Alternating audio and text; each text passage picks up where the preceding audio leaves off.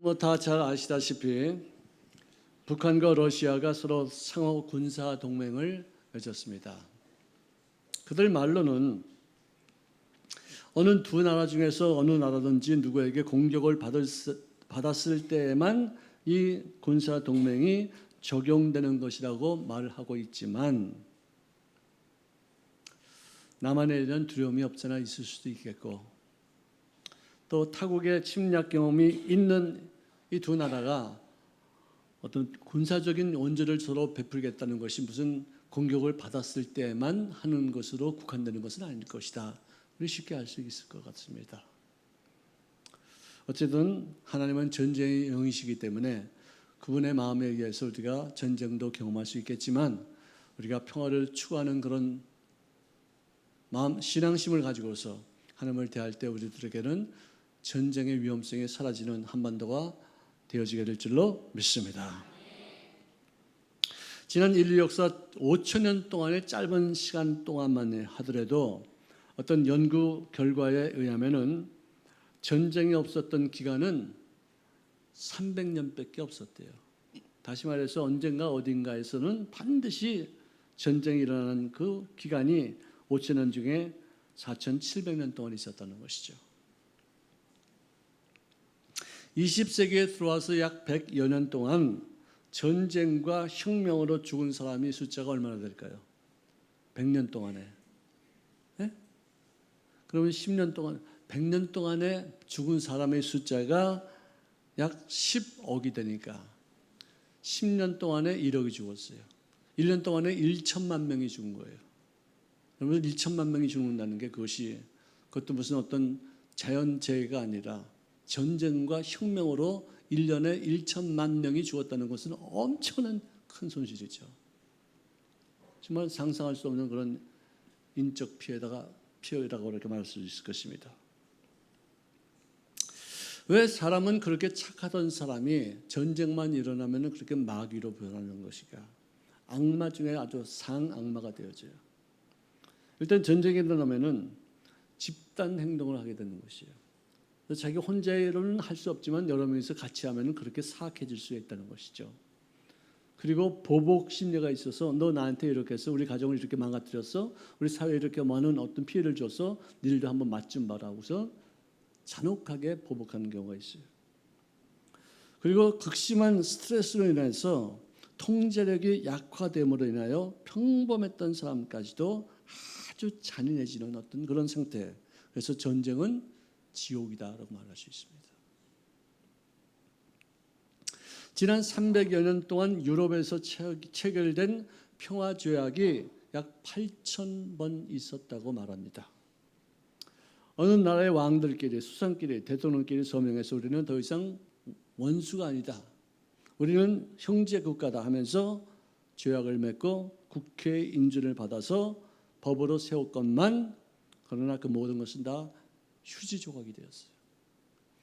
평화협정을 맺은 곳마다 다 깨져서 전부 다 전쟁으로 바뀌어졌다는 얘기죠. 왜 사람들은 전쟁을 할까? 특히 영토를 좀 확장시키겠다, 자기들의 나라의 세력을 좀 더 넓게 펼치겠다 하면서 영토 병합을 위해서 전쟁을 일으킨다는 것이에요. 또 자원이나 예를 들어서 무슨 석유를 얻는다거나 석탄을 얻는다거나 아주 귀중한 어떤 광물이 있을 때는 그것을 얻기 위해서, 즉 자국의 이익을 위해서 실리를 추구하는 방법 중 하나가 전쟁을 통해서 얻는 것이다. 또 1967년도에는 이스라엘의 선제 공격으로 인해서 6.1 전쟁이 일어났는데 이 전쟁의 이유는 뭐냐? 아랍 국가 주변에 있는 나라들이 너무나도 막강하게 군사력을 준비하고 있었기 때문에 이스라엘은 조그만 나라로서 굉장히 불안했었어요. 언제 우리한테 쳐들어올지 모른다는 어떤 그런 불안감을 해소시키기 위한 한 방법이 하나가 뭐냐? 아랍의 군사력을 미리 사전에 탐지해서 선제 공격으로 그들을 초토화시키자 해서 6일 만에 완전히 전멸시켰어요. 그런 전쟁도 처음 없었어요. 너무 놀라운 얘기죠. 어쨌든 전쟁은 여러 명분으로 인해서 지금도 끊임없이 발생하고 있습니다. 요즘 전쟁은요, 이념 전쟁이에요. 너하고 나하고 생각이 다르다는 것 때문에 전쟁을 일으키는 것이에요. 나는 하나님이 안 계시다고 믿고 너는 하나님이 계시다고 믿느냐? 너는 자유주의를 선봉하느냐? 우리는 공산주의를 선봉한다. 그것으로 서로 다툼이 일어나면서 전쟁이 일으키는 것이에요. 답은 4차원적이죠. 이념적이죠. 생각을 통해서 전쟁을 일으키는 것이죠. 나폴레옹은 민족적 자존심을 명분 삼아서 우리 민족이 유럽의 통일을 이루어야지만 된다는 꿈이 있어서 그 야망을 이루기 위해서 전쟁을 일으켰어요. 그리고 히틀러는 우리 민족 아리안 인종은 우월한 민족인데 우리가 세계를 통치하기 위해서는 유대인들을 전부 다 죽여야지만 그것이 가능하다 싶어서 약 600만의 유대인들을 잔혹하게 죽였던 그런 망상으로 전쟁을 일으켰어요. 막스와 레닌과 스탈린은 세계를 공산화하겠다는 어떤 이념, 그런 망상으로 전쟁을 일으키는 거예요. 인류가 경험한 아주 제일 무서운 전쟁은 제1차 대전과 제2차 세계대전이었어요. 이것을 통해서 인간들은 깨우치기를, 인간은 왜 이렇게 자기 종족을 죽여가면서 이렇게 숱한 인구가 죽어가면서 전쟁을 일으키는 것인가? 어리석은 것이 아닌가? 전쟁을 좀 억제하자 해서 유엔을 창설하고 전쟁에 대한 새로운 인식을 추구했는데 어느 나라에서든지 전쟁을 일으키면 우리 유엔 군들이 전부 다 결집해서 그 나라를 도와주겠다. 전쟁을 종식시키겠다는 어떤 좋은 발상이었어. 그런데 참 우연치 않게도 또 불행하게도 2차 대전 이후에 제일 첫 번째 전쟁이 한반도에 있었어요.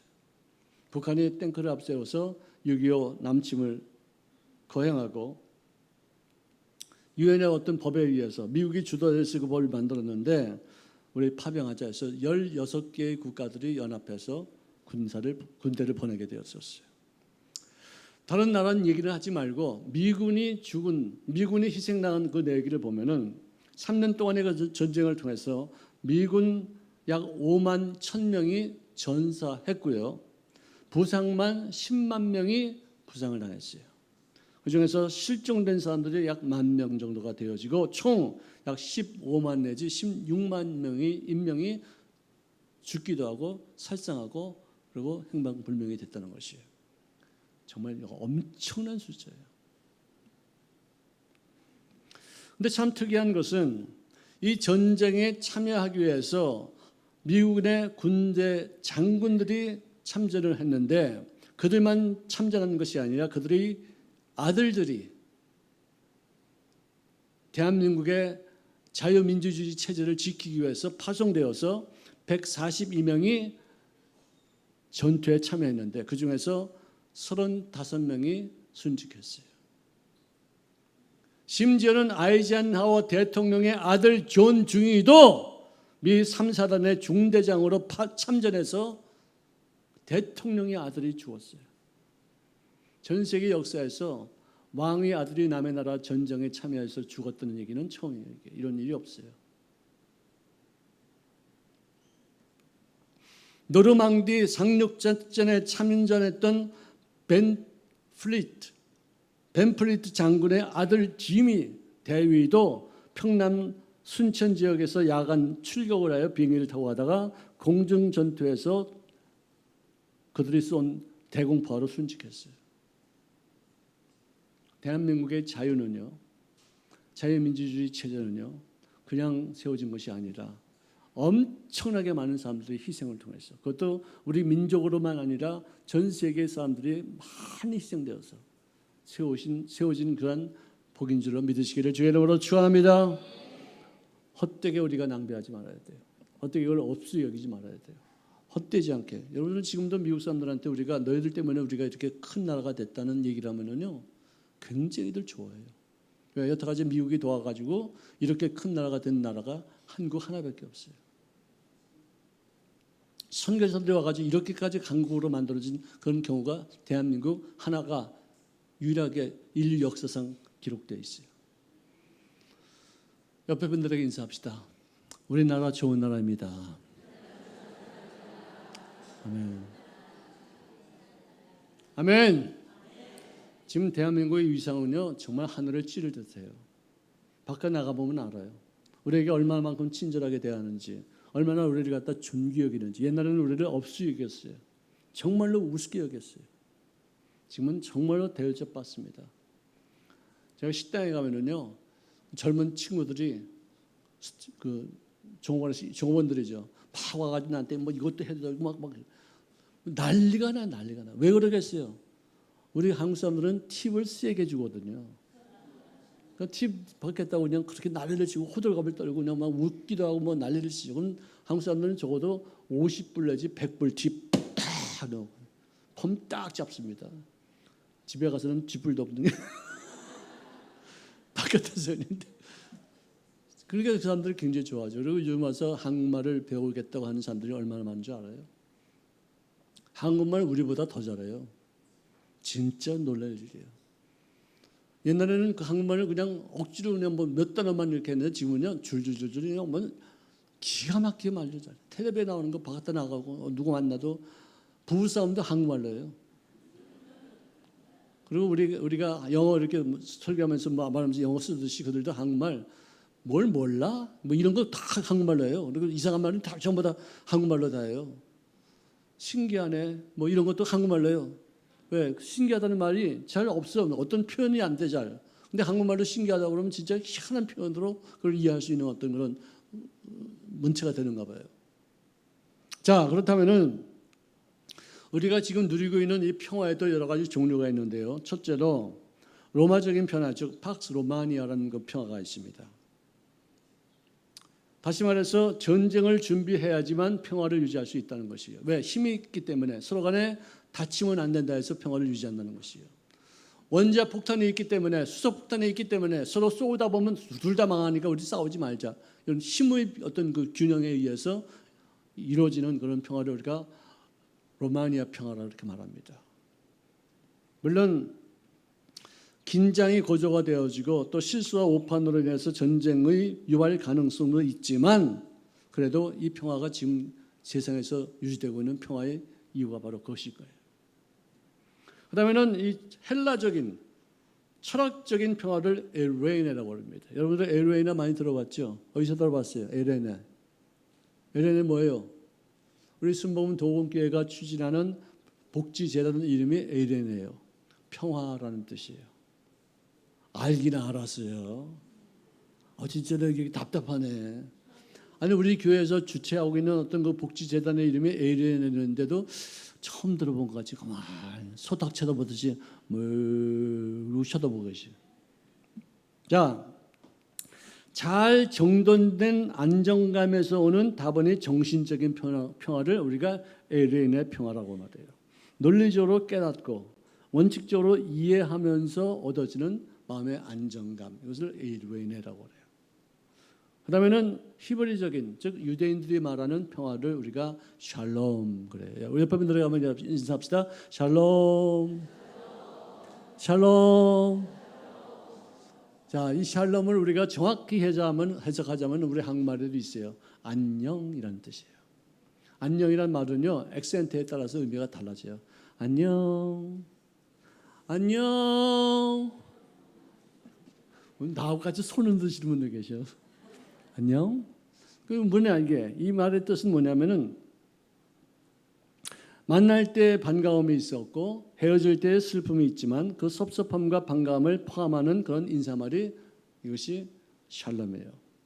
그런데 이것은 그냥 인사말로 끝나지 않냐고 평화를 기원합니다. 축복이 너에게 있기를 바랍니다 하는 것을 내포하는 아주 포괄적인 어떤 언어예요.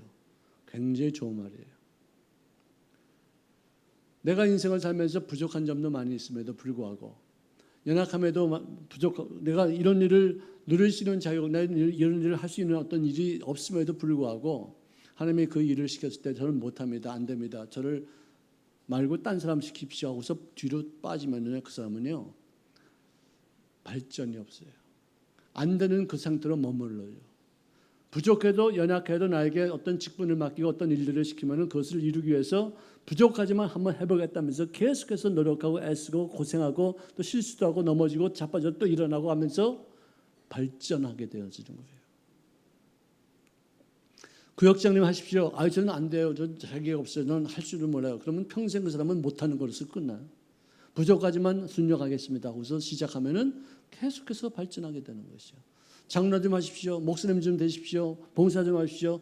저는 안 됩니다. 저는 자기가 없습니다. 하나님과 평강이 없어서 그래요. 하나님과 화목이 없어서 그래요. 부족한 사람도 주님이 용납하시요. 너는 내 아들이야. 너는 나와 함께 살아야 될 존재야. 내가 너를 존귀 여겨. 네가 부족하냐? 내가 채워줄게. 하나님과 화평함이 이루어진 사람들이에요. 그 화평함이 이루어지지 못하면 밤낮 사양하고 못한다 그러고 난 안 된다 그러고 그러면 하나님은 뭐예요? 나를 도와주시고 나를 좀 좋은 사람으로 만들고 더 능력 있는 사람으로 만들기 위해서 나와 더불어 함께 하시는 것이지 내 마음에 평강만 가지고 있고 마음에 그냥 아무런 걱정 없이 하는 어떤 그런 하나님이 아니시잖아요. 못한다고 하는 것은 하나님도 나를 못 고칩니다. 그 뜻이에요.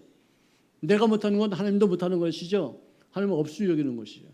나는 부족하지만 연약하지만 나를 강하게 만드시고 일을 감당하게 하시는 분이 바로 하나님이신 줄로 믿습니다. 하나님은 전능하신 분이십니다. 못하시는 것이 없습니다. 나 같은 사람도 더 위대한 사람으로 만들어 주실 줄로 믿습니다. 이게 어떤 직분을 맡을 때 하는 삶의 태도가 돼야 돼요. 저도 목사 안수 받았을 때 제가 이제 이거 뭐 안수 받으면 나 이제는 고무신 거꾸로 못 신고 가는데 난 이제 뒤돌아갈 수 없는데 난 내가 이렇게 부족한데 어리석은데 어떻게 이런 목사가 내가 어떻게 될 수 있어? 나는 설교도 못하고 기도할 줄도 모르고 성경도 잘 모르는데 어떻게 내가 목사가 될 수 있지? 그래서 내가 막 울었어. 내가 막 울었어요. 어떤 분이 나 안수하는지도 몰랐어요. 내가 너무나도 정말 이거 어떡하나 싶게 가지고 걱정이 돼가지고 나중에 사진 보니까 어떤 분이 나 안수하시더라고요. 그렇지만 부족하지만 연약하지만 어리석지만 지금도 내가 그런 능력을 발휘할 수 있는 어떤 자격 조건이 없지만 믿습니다. 순종하겠습니다. 하나님께서 나를 도와주실 줄로 믿습니다. 그래서 왔기 때문에 지난 40여 년 동안 지금은 그나마 1년에 얼마만큼씩 노루꼬리만큼씩 조금씩 나아져가지고 오늘 이렇게 된 모습이지 그때 내가 뒤로 포기했으면 나는 그때 당시 그 모양 그대로 자빠져 있었을 것 같아요. 여러분들 무슨 일을 시키면은 아멘 하고서 받아 순종하세요. 그 일을 이룰 수 있는 것뿐만 아니라 더 큰 일까지도 이루게 하시는 주님의 은혜가 넘쳐나지게 될 줄로 믿습니다. 그러므로 진정한 평안은 하나님과 더불어 화목하고 하나님의 품 안에 있을 때만이 참된 평화가 임하게 될 줄로 믿습니다. 평안함을 너희에게 끼치노니 곧 나의 평안을 너희에게 주노라. 내가 너희에게 주는 것은 세상에 주는 것 같이 아니하니라. 세상에 주는 평안은 뭐냐? 돈이 있을 때, 성공했을 때, 누가 나를 인정할 때, 그럴 때만 그 평안이 있어요. 이게 세상에 주는 평안이에요. 예수님이 주는 평안은 뭐냐? 문제가 해결된 것도 아니에요. 지금도 아직도 괴로워요. 뭐 변화된 게 아무것도 없어. 그런데도 불구하고 하나님이 나에게 평안함을 주시사 문제 때문에 더욱 더 좋아질 수 있다는 어떤 자신감을 갖게 하시고 문제 때문에 나는 주님을 더욱 가까이 되어져서 이 문제를 초월할 수 있는 능력으로 더욱 넘치는 모습으로 진보되게 될 줄로 믿습니다. 하는 그런 마음으로 생기는 어떤 평안함이에요. 세상에서 주는 평안, 세상은 문제가 해결될 때 평안함이 있어요. 예수 믿는 사람들은 문제가 그대로 있는데도 불구하고 이것이 이미 이루어졌다고 믿고서 받을 수 있는 평안함인 줄로 믿습니다. 순종함으로 이루어지는 십자가의 영광이 바로 하나님의 평안을 통해서 이루어진 것이에요. 자, 하나님께서 이스라엘 백성들에게 가나안 땅을 정복하라 하고 말씀하시고 나서 그 가나안 땅을 점령하는 데 가장 필요한 필수 요건이 무엇인지를 알려주셨어요. 강하고 담대하라. 두려워하지 말며 놀라지 말라. 내가 어디를 가든지 네 하나님 야훼가 너와 함께 하느니라. 가나안 땅에 갈 때도 내가 너와 함께 할 것이며 그들을 정복할 때도 내가 너와 함께 할 것이며 내가 약속한 대로 젖과 꿀이 흐르는 형통함이 아버지 창대함이 그리고 모든 인류의 더 풍성함이 너희들의 생애 속에 나타나게 될 것이니라. 하나님과 화목한 거예요. 이게 가나안 땅을 정복하는 어떤 이유가 되는 것이에요. 그래서 그들은 갈렙과 여호수아를 필두로 해서 300만이 그곳에 들어가서 가나안 땅에 7족속을 다 진멸시키고 정말 나쁜 일들을 다 없이 하고서 기가 막힌 나라를 세우고 젖과 꿀을 만끽하면서 형통한 모습으로 살게 됐었어요. 그런데 얼마 되지 못해서 그들이 바벨론에 끌려가서 포로 생활을 하게 된 이유가 무엇이냐? 갈렙과 여호수아 시대까지의 사람들은 내가 광야에서 너희들을 어떻게 훈련시켰으며 어떻게 해서 적과 꼴을 누릴 수 있는 그 가나안 땅에 들어와서 이런 풍요를 누릴 수 있는 것인가를 다 알고 있는 사람들이었어요. 근데 그런 지식과 그런 경험이 자식들에게로 가지 아니하고 부모님들이 애써 수고하고 노력하고 땀 흘리고 정말 피를 흘리면서 이러는 이 복지의 땅의 이유가 그것이 어떻게 해서 이루어진지를 전혀 모르고 있었던 그런 후손들이었어요. 오늘 우리 한국의 현상과 똑같아요. 우리가 예수 믿고 나서 기독교 정신으로 할 수 있다 하면 된다 해보자 하면서 항상 감사 생활하고 항상 합력하여 손을 잇는 것을 믿고 꿈을 가지고서 계속해서 나가서 이렇게 세계적인 나라가 이루어지는 것이 어떻게 해서 이루어지는지 모르고 우리 아이들은 부모들의 노력 때문에 이루어진다는 것을 알지만 무슨 내용인지도 몰라요. 평안하게 젖과 꿀을 만끽하면서 정말 우리들의 애써 노력한 것에 대한 어떤 최대의 이익을 다 누리고 이렇게 자랐기 때문에 부모들에 대해서 감사하지 못하고 원래 인생이 이렇게 사는 것으로 그렇게만 여기는 거예요. 그래서 성경이 이렇게 말합니다. 갈렙과 여호수아 시대 그 이후에 일어난 다른 세대가 있는데 그 세대는 야훼를 알지도 못하며 야훼께서 이스라엘을 위해서 행하신 일이 무엇인지도 모르고 있었더라고 기록하고 있어요. 부모와 자식 간에 부모들은 목적을 세워서 그 일을 달성하기 위해서 너무나도 분주하게 치닫고 있었고 애들하고 잘 대화가 없었어요. 교회에서 열심을 내서 믿고 하나님의 복을 간구하면서 정말 온 수고의 땀을 흘리면서 기도하는 어떤 그런 내용들 있었지만 아이들은 그런 것이 계승받지 못했어요. 교회에서는 직분자였지만 그 아이들 눈에는 엄마는 잔소리꾼이고 교회만 정신 팔려있지 우리들에게서는 무관심하다는 어떤 그런 부모님을 인식하고 있었어요. 말 안 듣습니다. 결혼해도 결혼 안 합니다. 애 낳아도 애 안 낳습니다. 엄마 아빠가 그 고생해서 한 거 우리가 누리고 있는데 나는 그런 고생하고 싶지 않아. 나는 아기 낳는 게 얼마나 희생적이고 얼마나 고통스럽고 얼마나 괴로운지 나 알아. 이제는 결혼도 안 해. 난 혼자 살면서 그냥 만끽 그냥 인생을 즐길 거야. 우리가 보기에는 기가 막힌 일이고 우리가 보기에는 저건 미친놈들이 뭐 하는 건가 싶은데 그들의 입장에서는 그건 맞는 말이에요. 맞는 말이에요. 왜 고생해? 살다 보면 꼭 우리가 후손 남길 게 뭐 있어? 남기면 그 남길까지 얼마나 고생해야 되는데 얼마나 힘들어야 되는데 돈도 제대로 못 쓰고 여행도 제대로 못 나가고 애들 때문에 얼마나 고생하는데 내가 왜 그들 때문에 내 인생을 허비해? 그들 맞는 말이에요. 근데 우리가 그들에게 고생의 의미, 고난의 뜻이 무엇인지를 가르치지 않았어요. 그냥 옷 사주고 먹일 거 주고 좋은 데 데려다니고 우리가 고생했으니까 애들만큼은 고생시키지 말아야 되겠다고 해서 그냥 치닫게 한 그 결과가 이 모양 이 꼴이 된 거예요. 이스라엘 백성들이 바로 그런 일들을 했기 때문에 똑같이 그들은 바벨론으로 끌려갔어요. 지금도 우리가 바벨론에서 생활하고 있는 게 뭐냐? 마약의 바벨론에 우리 아이들이 끌려가고 있어요. 술, 쾌락의 바벨론에 끌려가서 지금 귀신에게 종노릇하고 있어요. 노력하지 않습니다. 땀 흘려 수고하지 않습니다. 희생하지 않습니다. 자기 이기주의의 바벨론에 끌려가서 지금도 자기들밖에 모르는 인생을 살고 있어요. 바벨론이 꼭 포로를 어디 딴 나라로 끌려가지만 되겠습니까? 지금 우리 후손들이 그런 모양이에요. 그런데 그런 상황에서 예레미야서 29장 6절에 보니까 너희들이 바벨론 땅에서 이런 고생을 하고 있지만 이것은 평상시에 이 고생으로 계속해서 이어질 것이 아니라 언젠가는 반드시 이 땅에서 나갈 때가 올 것이다. 귀환의 때를 위해서 너희들의 꿈을 꿀 것이며 바벨론 포로 생활 중에서 너희들의 영적으로 잘못된 것에 대한 책임을 통감할 것이며 사회적으로 너희들이 잘못한 일을 온전하게 너희들의 깨우침을 받을 때가 올 것이다. 이제부터는 개인적인 유익을 위해서 하지 말고 공동체의 유익을 위해서, 사회적인 유익을 위해서, 국가적인 유익을 위해서 일하되 인구가 번성하도록 하기 위해서 너희들이 노력하라.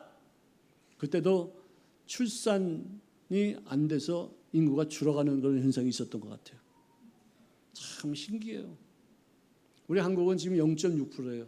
전 세계 인류 역사상 이렇게 저조한 출산율은 인류 역사상 처음이래요. 한국은 이상하게 인류 역사상 처음인 거를 많이 만들어가는 것 같아요. 너희 아들, 딸들이 배우자를 만날 수 있게 하라. 그들로 하여금 자녀를 낳게 하고 줄어들지 않게 하라. 번성하게 만들어라. 아이들의 인구가 줄어들어서 어리석은 일들을 당하지 않게 하라. 그 말이 지금 벌써 수천 년 전에 기록되어 있어요. 우리에게 지금 적용되는 말이에요. 이를 위해서 출산 장려금이라는 엄청난 돈을 갖다 준비하고 아이를 낳기 위해서 지난 30년 동안 수십조, 수백조의 돈을 들였건만 아무것도 현상이 나타나지 않았어요. 출산 장려금 넣어도 그것으로 만족한, 그게 문제 해결되지 않습니다. 아기를 낳으면 뭐합니까? 돈이 있으면 뭐합니까? 아이를 양육시킬 곳이 없어. 보육원이라는 것을 세워서 아이들이 충분히 음식을 먹고 놀이를 하고 또 사랑을 받으며 보호를 받을 수 있는 어떤 곳이 있어야지만 부모들이 마음 놓고 나가서 열심히 해서 일하고 저녁 때 아이들 데려다가 집에서 키우고 또 먹이고 교제하고 그다음에 또 보육원에 맡기고 마음껏 가서 일할 수 있는 어떤 그런 양육 시설이 없어요. 양육 인력은 많이 있는데 그것을 활용할 줄은 몰라요. 출산 장려금 대신에 양육할 수 있는 처소를 많이 만들고 양육할 수 있는 사람들을 많이 훈련시키는데 돈을 써야 되는데 지금 참 그런 것은 없고 그냥 낳기만 하면 돈 주고 돈 갖고서 어떻게 하겠어요. 직장 나가지 않냐고 애 키우는데 그 돈 쓰는 것이 그것밖에 더 되겠어요. 북한은요 보육원이 기가 막히게 발달되어 있어요. 그들은 부모님들이 양육을 맡기고 직장 생활하도록 하기 위해서 한 것이 아니라 어렸을 때부터 김일성, 김정은 이 사람들이 최고단의 어떤 그런 사상 교육을 시키기 위해서 이렇게 한 건데 그것도 성공했어요. 그 아이들이 그냥 이번에도 푸친 대통령이 왔는데 보니까 요만한 아이들이 나와서 막 뜨는데 그 아이들이 얼마나 그때 옆에 있어서 고생해요. 그건 아주 교육을 철두철미하게 받은 거예요. 정말 그 아이들이 어떻게 무슨 일을 한다고 저렇게 아이들이 와가지고 난리를 치고 있겠어요. 참 불쌍하죠. 근데 교육 때문에 그 사람들은 자기들이 힘들어하는지도 몰라요.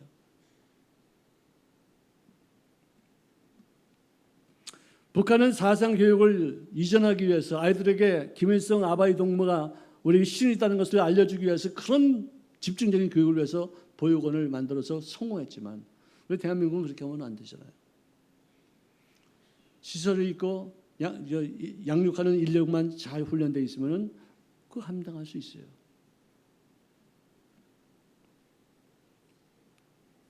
여러분들 사랑은 뭐냐? 허물을 가려주는 것이 사랑이에요. 서로 용서해야 돼요. 평화를 누려야지만 됩니다. 요한복음 16장 33절에 주님 말씀하시기를 세상에서는 너희가 환난을 당하나 담대하라 내가 세상을 이겨노라. 자, 여기 자세히 보세요. 세상에서는 너희가 환난을 당하나 담대하라. 왜? 내가 환난을 없이 해주겠다. 그런 말이에요? 아니잖아요. 환난은 그대로 있는 거예요. 근데도 담대라는 뜻이에요.